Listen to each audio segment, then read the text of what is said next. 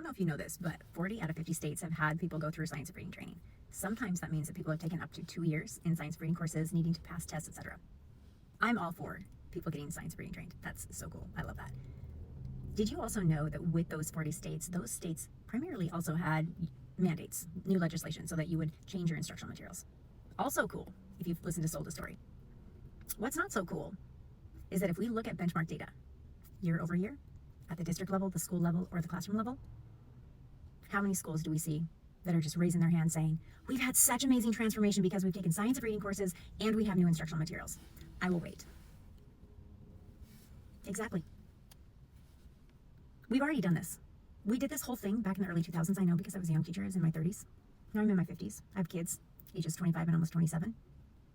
That's how old the kids, they're not kids, the adults are now, who are the younger teachers.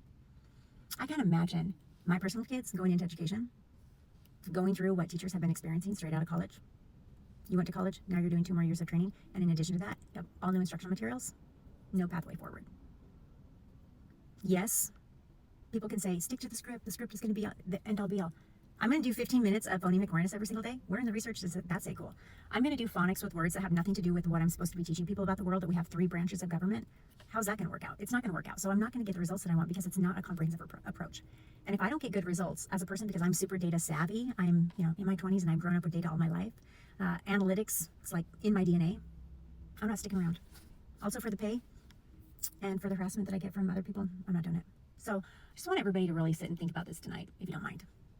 And then I also want you to know that if you've been watching me for a long time, and even if you've reached out and I've reached back out to you, and you haven't moved on it, and you have about a quarter of your staff leaving your building, and your data sucks, it's time to reach out again.